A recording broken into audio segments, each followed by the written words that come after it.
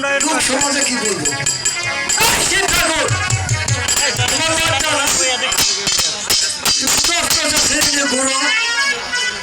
লোকে কি কয়? শিব ঠাকুর আমি কিন্তু ভেজালে মানুষ, ভেজাল বলাবো। তোমার ছবিটা নিয়ে আমি পুজো করি, তোমাকে আমি শ্রদ্ধা করি, তোমাকে আমি পালন করি শিব ঠাকুর। আর তুমি পুরোকালের কাম করলা, নিশ্চিত বিয়া করছে শিব ঠাকুর। শিব ঠাকুর তোমাকে আমি পূজা করবো না, তোমাকে আমি শ্রদ্ধা করবো না, তুমি বাবা করা শোষা। শিব ঠাকুর তোমার ভাব সব থেকে ঘৃণা করে আসি, নমস্কার, আবার দেখা হবে।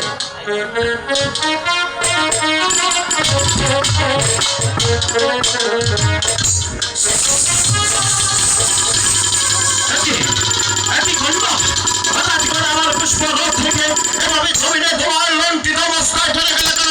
তোমার কি হয়েছে? আমার কিছু শুনতে পাচ্ছি।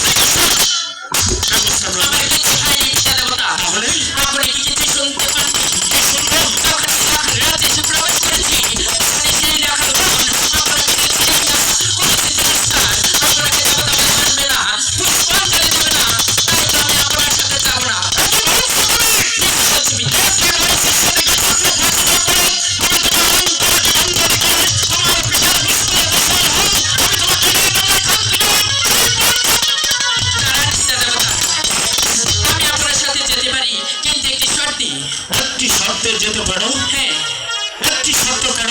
তোমার হাজার কথা আমি অবলম্ব মস্তকে পালন করে তুমি তোমাকে নিয়ে যাবো তোমার ভাইয়ের কাছে। দেবতা বলো। হাজারটি নয়, শুধু একটি। বলো কি? আমি জানতে পেরেছি আপনার কাছে 8 কোটি নাগের ভর আছে। আজ থেকে সে 8 কোটি নাগের ভর আমার অধীনে করে দিতে হবে। কি বলছো তুমি? আমার অধীনে 8 কোটি নাগের ভর আছে, তোমার অধীন করে দিতে হবে? হঠাৎ করে তোমার পিতার কাছে এই 8 কোটি নাগের ভর কেন চেয়েছো? আমি জানতে চাই, আমি জানতে চাই কেন তুমি এই 8 কোটি নাগের ভর চেয়েছো? আমি আপনার কাছে 8 কোটি নাগের ভর চেয়েছি কেননা আমি আমার দেবীত্ব লাভ করার জন্য। কি বললে তুমি? আমি হলাম দেবী মহাদেব, আমার একমাত্র সন্তান তুমি। তোমার দর্শন পেয়েছি, আমি যেতে চেয়েছিলাম কৈলাস নগর কচুরিপাড়া, সেখানে আমি না গিয়ে ভগবান তোমার বিধান মিলেছে আমি তোমাকে নিয়ে যাবো পঞ্চপুর শহরে, তোমাকে তুলে দেবো তোমার মায়ের হাতে। আজ থেকে এই মহাদেবের অন্য হিসাবে লালন পালন করি। তুমি শুনে দাও, এই কালো রাত তোমাকে নেওয়া যাবে না। ঠিক আছে পিতা দেবতা, চাইনি সেই 8 কোটি টাকার ভর আমি যাব না আপনার সাথে। আমার দু চোখ যেদিকে যাবে আমি সেদিকেই চলে যাব। তুমি যে আমার ঔরস সন্তান, তোমার দু চোখ যেদিকে যাবে সেদিকে আজ থেকে আর যেতে পারবে না। আমি তোমাকে কালো লাগিয়ে দেব, কিন্তু আমার 3টি শর্ত রয়েছে। ওই 8 কোটি টাকার জন্য 3টি কেন? আপনার 1000টি শর্ত আমি মাথা পেতে নেব। 1000 শর্ত নয়, আমার 3টি শর্ত। প্রথম শর্ত হলো এই কলির যুগে যার এক মায়ের এক সন্তান আছে, তাকে তুমি এই কালো লাগে দিয়ে কোনোদিন দংশন করতে পারবে না। এই তো মাটিকে দিব্যি করে বলছি, যার এক মায়ের এক সন্তান আছে আমি তাকে কালো লাগিয়ে দংশন করবো না। দ্বিতীয় শর্ত, যার নুন খাবে তার জীবন ভরে গুণ খাবে, তার সাথে কোনোদিন নিমখরামি করা যাবে না। পিতা দেবতা, এই তো আপনাকে স্পর্শ করে বলছি, যার নুন খেয়েছি তার সাথে জীবন গুণ দিয়ে যাবো, তার সাথে কোনোদিন নিমখরামি করবো না। আমাকে তুমি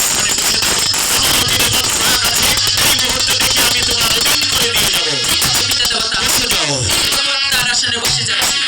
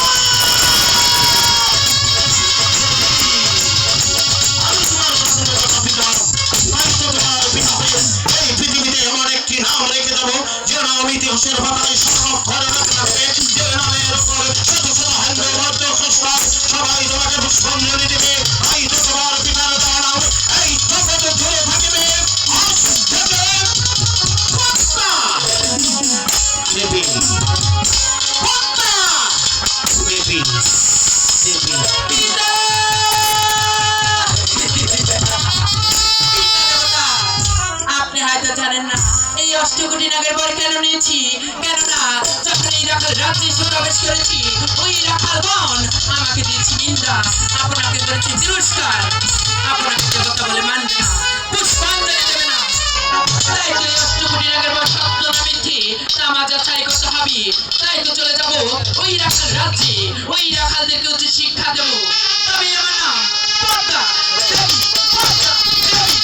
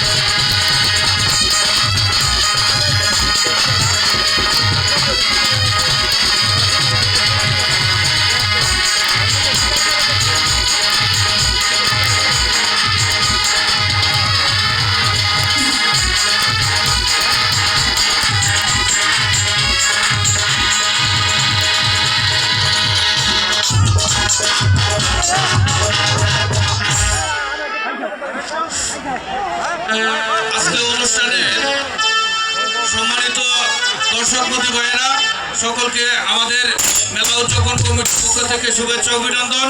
বিশেষ করে আমাদের মঞ্চের পশ্চিম পাশে আমাদের কিছু অতিথিবৃন্দ আছে, মেহমান, দয়া করে যারা চেয়ারে বসে আছেন চেয়ার ছেড়ে দিতে হবে। আমাদের অতিথিবৃন্দ আছে, তারাই আছে, দয়া করে তাদের জন্য সম্মানার্থে নিজ দায়িত্বে চেয়ার ছেড়ে দেন। যারা চেয়ার নিয়ে বসে আছেন আমাদের অতিথিবৃন্দ আছে, আমন্ত্রিত অতিথিবৃন্দ, বিশেষ করে আপনারা ইতিমধ্যে জানেন আজকে অনুষ্ঠানের যিনি উদ্বোধক বাংলাদেশ জাতীয়তাবাদী দল বিএনপি আহ্বায়ক কমিটির বালুকা উপজেলা শাখার অন্যতম সদস্য ৮ নং ডাকাতি ইউনিয়নের কৃতি সন্তান জনাব মোহাম্মদ অ্যাডভোকেট অন্তর আহমেদ আজকে অনুষ্ঠানের উদ্বোধক ছিলেন। ইতিমধ্যে উনি উদ্বোধন করে গেছেন, কিছুক্ষণের মধ্যে আবার উনি আমাদের অনুষ্ঠান দেখার জন্য আসবেন। আজকে আমাদের মাঝে উপস্থিত আছেন ৮ নং ডাকাতি ইউনিয়ন বিএনপির অন্যতম নেতা জনাব মোহাম্মদ সাইফুর রহমান সেলিম সাহেবকে আজকের অনুষ্ঠানের যিনি উদ্বোধক ওনাকে নিয়ে ওনার আসন গ্রহণ করার জন্য বিশেষভাবে অনুরোধ করছি।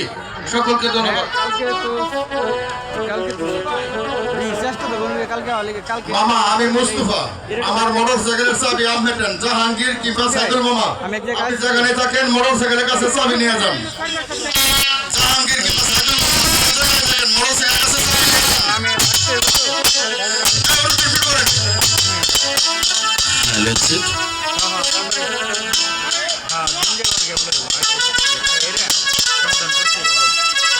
হাই ভগবান, আমি দুঃখিনী বাস আমার ভাই সে সত্য নাম কাট, সে বড় অভিমানী। ওরা দাদা কোথায় যাও, কি করবো, আর আমি তো করি মাঠে কাজটা করে পেটে ভাত উঠে না। আমার পিতা বড় মানুষ চলে গেছে, বলছে অনেক ধনী ওর ভাই ডাকে আর তোর মাকে চলে গেছে। আজকে আমার কাছে বোঝা ভগবান, তুমি আমার কাছে রুজি করতো, আমার ভাই খেতে আর মা খেতে আমি না পুরো ভাত খেতে পারি।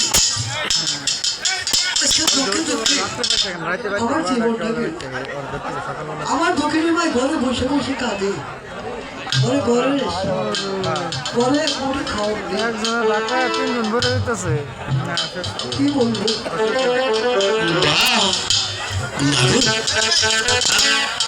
আমি তো দাদাকে কোথায় দেখতে পাচ্ছি না মা, তাই তো দেখছি আমার দাদা কোথায়।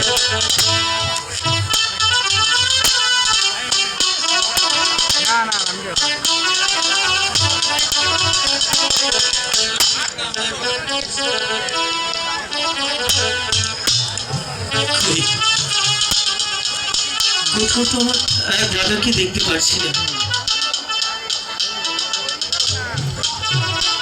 তাহলে কি দাদা আমাকে ফাঁকি দিয়ে অন্য কোথাও চলে গেছে?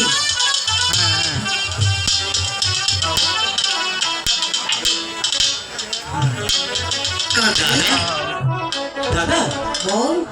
তুমি এখানে? হ্যাঁ, আর আমি তোমাকে সারা বন তন্ন তন্ন করে খুঁজে বেড়াচ্ছি। কেন? আজ আমি বুঝতে পেরেছি দাদা,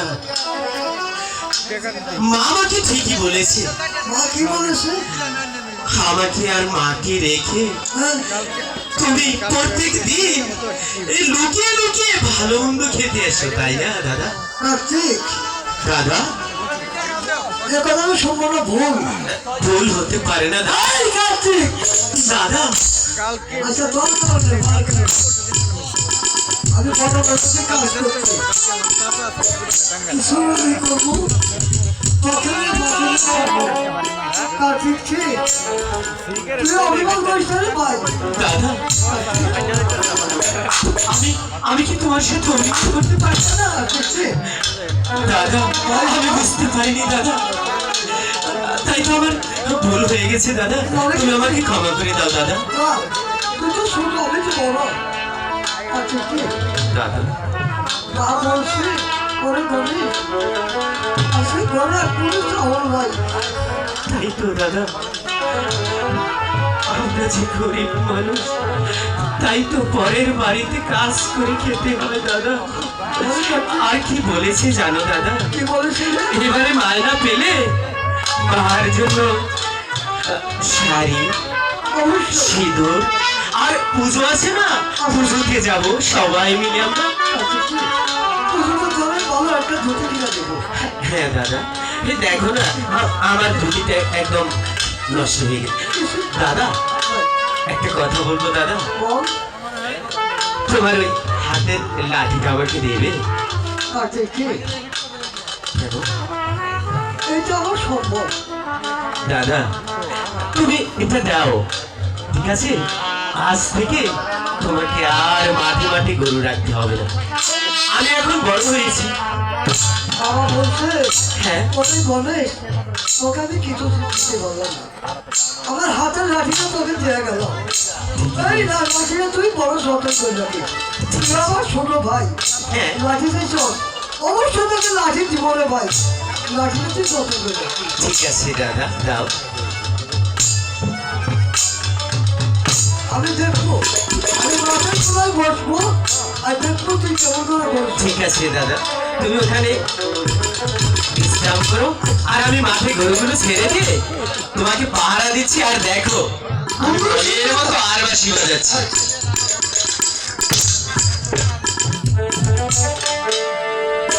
আমি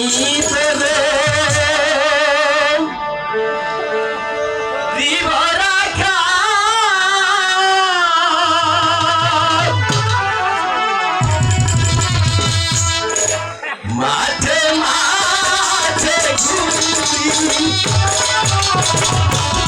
আসো বিনা জানা পালে গরু বাছু নাচি রে আমি করো রিহরা চালে।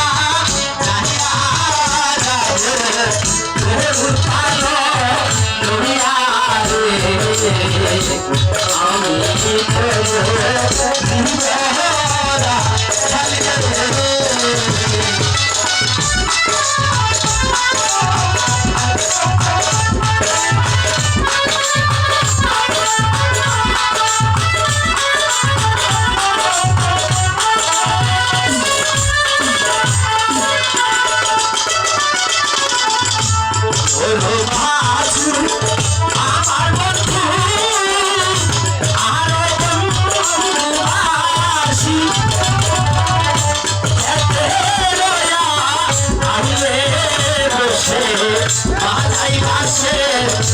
আছি রে আমি তো বিমরা কালে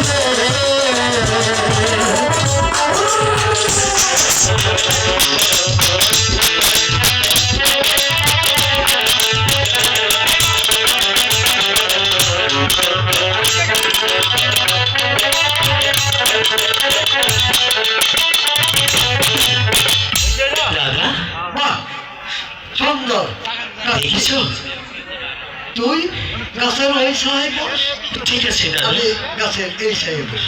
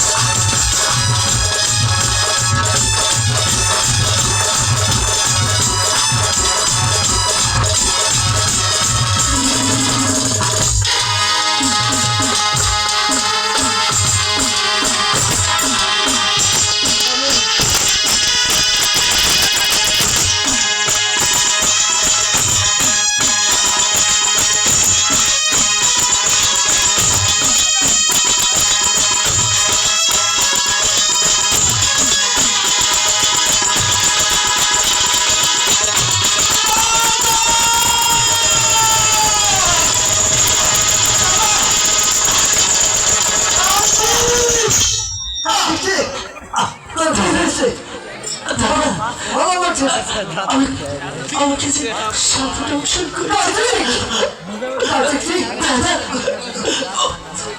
দেশে জ্বলে যাচ্ছে দাদা। আমি কি করবো? দাদা তোমাকে একটু কথা বলছি দাদা। কথা রাখবে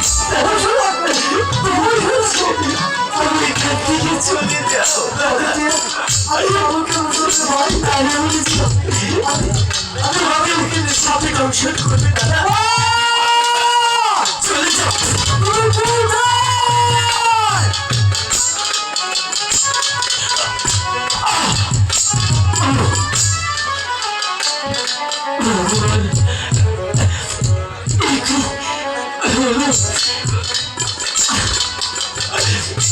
একটু ভাগ্যে ছিল মা। আমাকে যে সামনে দর্শন করেছে মা। চলে যাচ্ছি